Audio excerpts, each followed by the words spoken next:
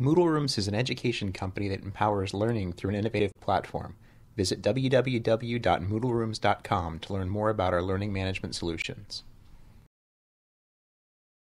We're focusing today on how you choose to make cuts, and we're particularly interested in instructional cuts, given that so much of the typical school district's budget goes towards personnel costs. How are you weighing these decisions right now? How do you preserve your most effective teachers and your most effective principals and keep reform moving even as you're forced to make personnel cuts, instructional cuts? Well, we're very lucky in that in San Francisco, the city and county has really stepped up to help us. Originally we thought we were going to have 500 cuts. We sent out 500 pink slips, and we were able to resend them recently. But we were planning ahead when we saw this coming several years ago.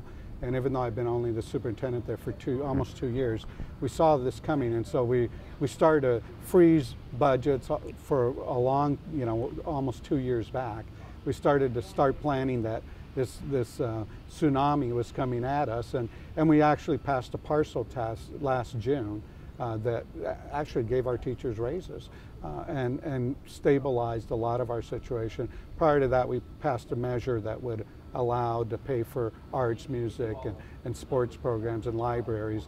So we've been proacting, and on top of that, we're very fortunate that the city gave us their rainy day fund. So this last year we had $19.2 million given by the city, and this coming year we had $24.5 million given to us. So that's really helped us. We're an anomaly in California, because otherwise we would have laid off 500 teachers. But even having said that, we're still having to, go back. We've already cut everything from the previous 2 years. People forget that we cut last year about 40 million. This year we start out cutting 22 million. Areas. How do you go through your budget, figure out how much every service or program is costing you per pupil, and figure out where to pair?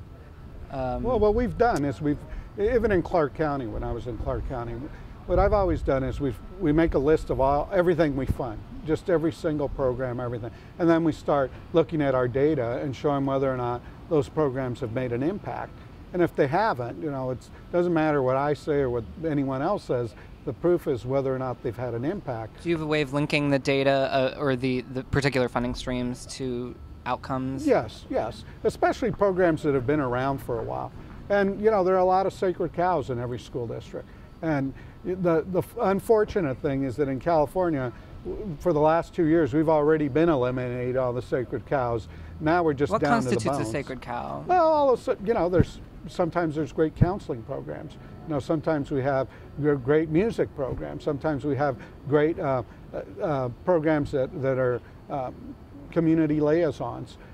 So we're site-based. So we allow the schools to pretty much make those decisions with their school site councils, but they're horrible decisions, especially now.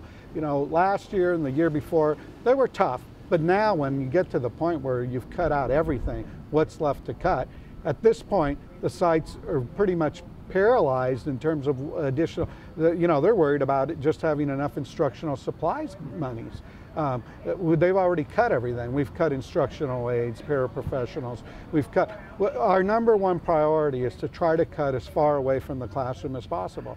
But we've been doing that now for years. So now it gets to the point where we have to look at the classroom, and I'm sorry to say that one of the things we had to look at was class size. And so we moved ahead.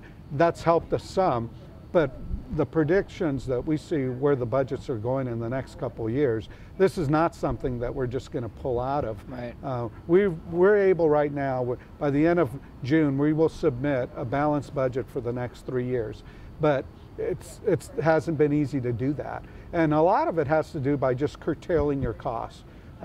You get additional monies and people want to start carving them up, and we've been actually building up our ending balances, and we've negotiated with our collective bargaining partners and said, look, we could we could give away that, but we'll just be taking it back in a year. So help us to work out a plan for several years.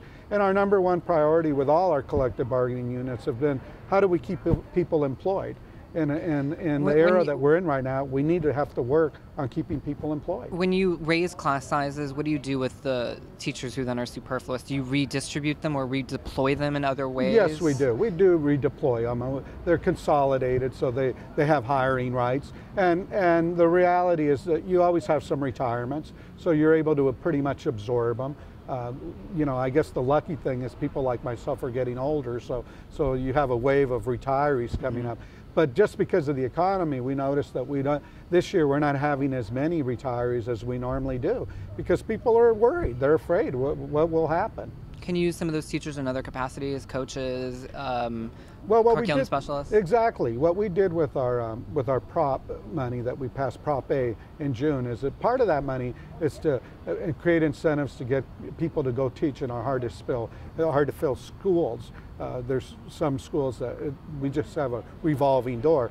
The good thing about a crisis like this is that we're able to maintain some continuity, and we're paying people more to go to those places. We're also now paying to bring in master teachers to work in those. We got designated 25 of our toughest to fill schools. And so I guess, every crisis has a silver lining, and one of the silver linings here is that we're actually now being able to attract some really top quality teachers in some of our toughest schools.